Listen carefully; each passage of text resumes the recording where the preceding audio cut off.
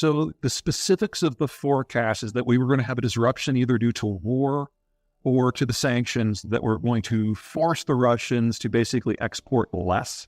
And as pressure builds up in the pipe back to the permafrost, that the wells themselves would freeze shut because the water that comes as a byproduct would freeze within the pipes and bust them from the inside. The reason that hasn't happened is that original pulse that slowed the exports was not sufficient in size.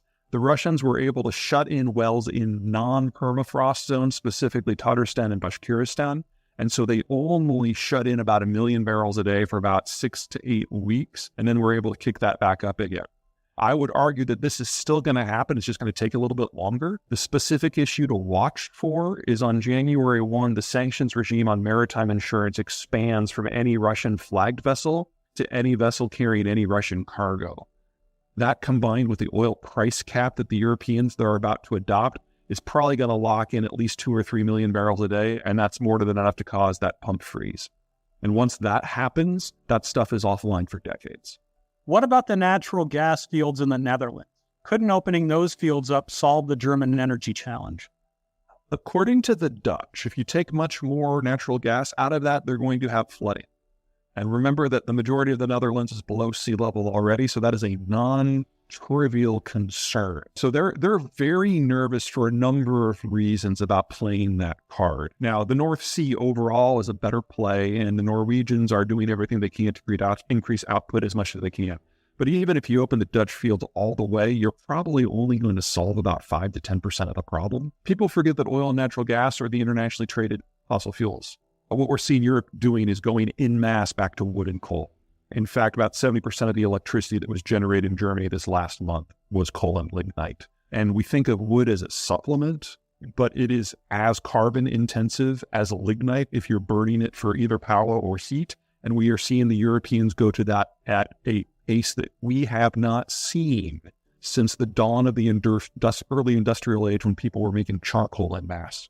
The Germans have become so addicted to inexpensive, reliable natural gas supplies out of Europe or out of Russia that they base their entire economic system on it. So the natural gas doesn't just provide them with power. It's the base material for the entire petrochemical system. And then that petrochem stuff is, for the most part, net exported. It's the base of their entire manufacturing model. The infrastructure's been destroyed, and some of the backup stuff all go through the conflict zone. So, it's not coming back at all. And even if they bring it in an LNG form, it'll be 6 times the cost of the old stuff. So what you're looking at is not just a collapse of their electricity sector and their petrochemical sector, but the entire German industrial model is going to be gone within 2 years. And that takes with it Belgium, the Netherlands, Poland, Czech Republic, Slovakia, Hungary, Romania, and Bulgaria. Whenever the Germans get nervous about economics and energy, shit gets real in Europe really fast. I'm not saying they're going to march on Moscow, but for Germany to survive as a modern economy, it will have to have a radical political shift. That rarely goes well. Do you think Iran is going to escalate the drone attacks on the Persian Gulf? And if so, how soon? Well, I would start saying that the Ukraine war is proving that boots in the mud are still absolutely critical. It's just that there's more pieces in motion right now, of which drones are part of the landscape. So don't write off Iran's ability to actually throw people at a problem here. However, I would argue that if we do get to the point where the Iranians feel this is a good idea, keep in mind that with the United States largely not present in the Gulf anymore, the onus will not be on the United States to do something. The onus will be on the Saudis to do something. And since the Saudis have the capacity to export crude to west to the Red Sea instead of having to go through Hormuz, the country here that's likely to lose a lot of its oil export capacity is Iran. So if they start playing that game in the absence of the United States, I have no doubt that the Saudi Arabians have the military capacity necessary to utterly destroy all Iranian oil export plants. The Iranian military is designed to occupy its own country. I mean, you guys remember the movie 300, The Thousand Nations of Persia? That's actually pretty accurate. Even today, after 4,000 years of cultural unification, Iran is only 50% Persian. And the way that you keep all these various mountain peoples from rebelling is you occupy your own country. That's why they have a 1 million-man army. We have not yet gotten to the point where I think that the mullahs feel a serious level of threat. And remember, this isn't China, where it's a one-man rule. And this isn't Russia, where it's a 100-man rule. This is a rule of a religious class that has over 10,000 members. The degree of resistance that would have to boil up to wipe this government away is extreme. So extreme that we've only seen it once in the last few centuries. And that was when the Shah fell, and the Shah didn't have a 10,000 deep bench. So I don't want to say this can't expand to that. It very well may. But right now, I do not see a lot of lights flashing yellow, much less red. Do you think the U.S. will have technology leadership 5 and 10 years out? The bottom line is the American educational system is broadly okay. And while we are facing a financial crunch from the retirement of the baby boomers, we have a replacement generation coming in. So the volume of the capital that is available to pursue technological leads still exists, even if it's going to be constrained and more expensive. The bigger problem in the United States is that the millennials are aging out. And, the millennials are now entering their mid-40s. And you need a lot of people in their 20s who are unattached, who can network together with a lot of capital. That's how you get broad-based technological advancement. And we're losing pressure on both of those factors. So I would expect the overall pace of technological advancement globally to slow considerably.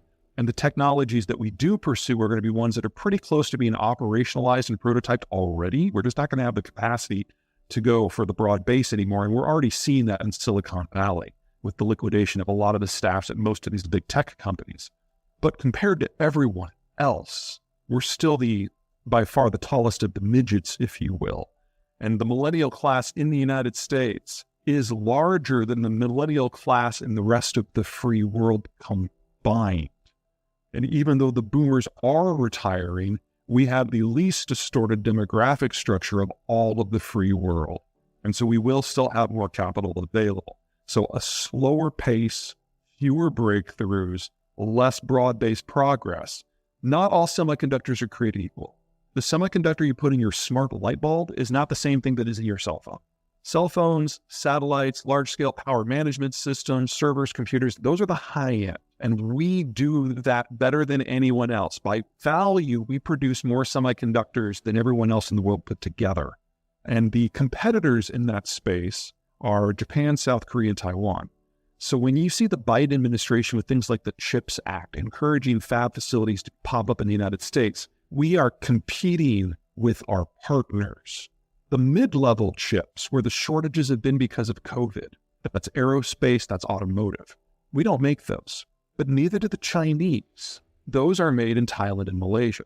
China makes the Internet of Things, your smart fridge, or your dryer chips, or your smart light bulbs. But China can only make them with equipment that is imported, with tools that are imported, with software is imported, with managers who are imported. One of the things that the Biden administration has done in recent weeks is basically say you can't import the high-end chips, the mid-level chips, the equipment to make the low-level chips, or the tools or the software, and any American working in the sector has to choose between their job or their citizenship. And every American working in the sector was either transfer abroad or quit within 24 hours. So the Chinese tech story is already over. The American tech story is perhaps working on the wrong thing, because where we're building out the fabs is not where we have the shortages. What we really need is an expansion of English technical capacity in a place like Mexico in order to build more of the low to mid quality fabs. And that in the best case scenario is still several years away.